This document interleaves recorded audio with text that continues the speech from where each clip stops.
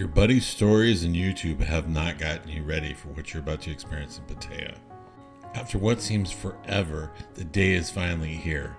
You're in the plane, you're strapped in, you're headed to paradise.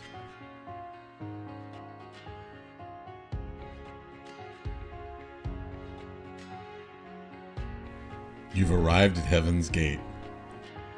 Not since you were a kid on Christmas morning have you been this excited. Love, lust, and beautiful women await. And the day comes your Thai vacation is over. Not since the last present was opened on Christmas Day have you been sadder. How do you overcome this sadness? Start planning your next trip to Thailand, of course. Now we're talking about red flags in Thailand. We're talking about some red flags can cost you a little extra money or inconvenience, whereas other red flags can cost you your dignity and all of your money. It's not always what you think.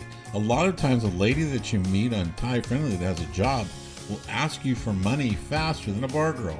If you want to survive Pattaya, you have to have one hard and fast rule. You never give money to a Thai woman, period. I've added this to my dating profile where it says I will not give money to anyone I date or buy expensive presents for them. You also have to be cautious with bar girls. One bar, one lady, one night, and move on. There's no callbacks, there's no second dates, and you don't exchange your numbers. This does away with the ability for her to ask you for money and for you to get stupid. No matter how beautiful the girl is, no matter how much fun you had together, the first time she asks you for money is the last time she has the opportunity to ask you for money. Asking for expensive presents is just as bad as asking for money.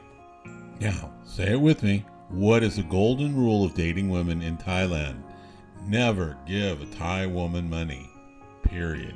Drinking excessively can get you into more trouble than a ladyboy and a gold digger. Many younger guys going to Thailand are kind of concerned about ladyboys, and they contact me with many questions. One thing, if you're not sure, simply ask. But you have to ask politely. Ask, are you very pretty? Are you a lady or ladyboy? If you show respect like this, no one gets upset. Simply ignore street peddlers and touts. It's really sad when your Rolex stops working or your Viagra never starts. Look for the pricing difference between Thai and Western. Thai food, very inexpensive. Western food can be very expensive. Thai hotels, very inexpensive. Western hotels, very expensive. Airfare is usually the most expensive part of any trip to Thailand, so it's really easy to get done with the trip and feel it's too short because the accommodations were the least expensive part of the whole trip. Just in case you've forgotten, a little reminder.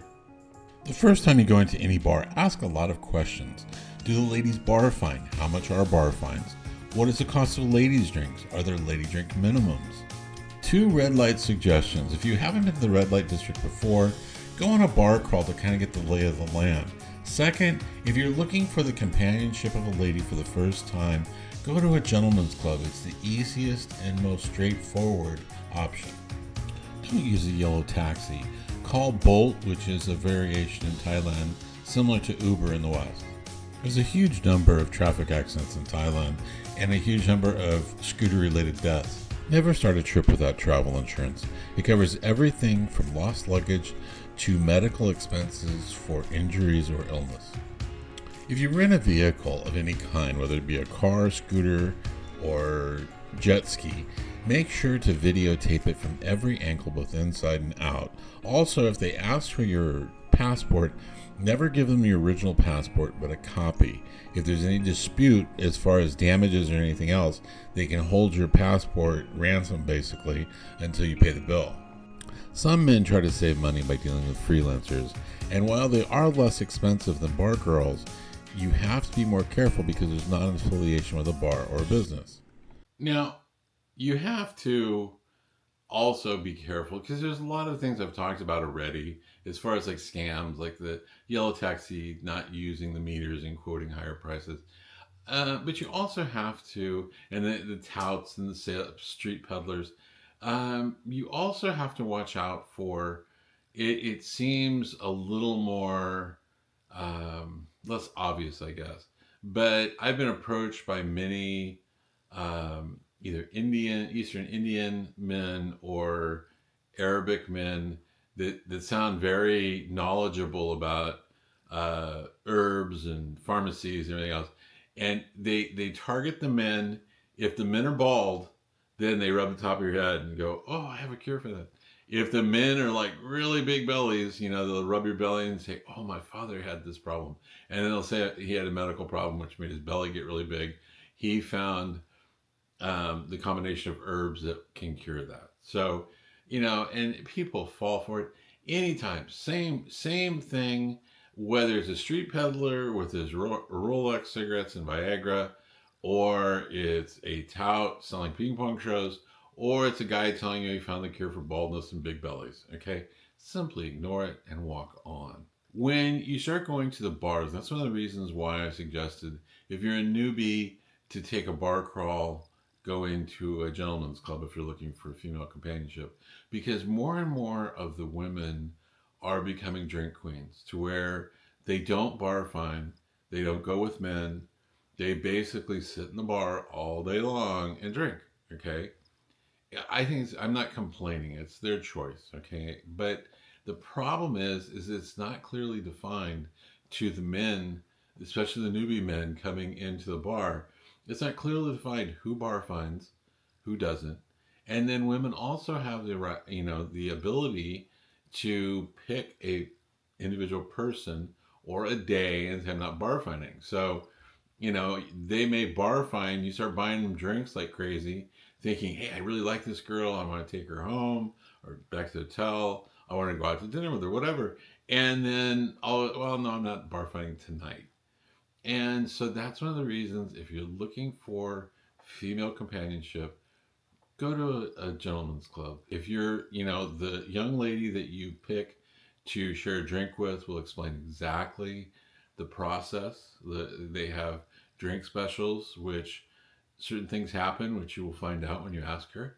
Um, they have different seating options and rooms upstairs. They have it all, and she'll explain it all to you.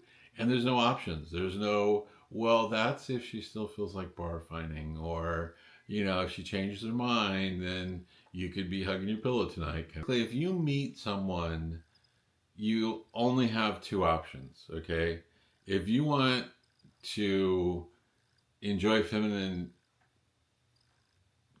company of a woman, then you either go to a short-term hotel, which the ones I've seen are kind of creepy looking, or you go back to your room. Okay. A lot of people on YouTube say, don't go to your room, whatever you do.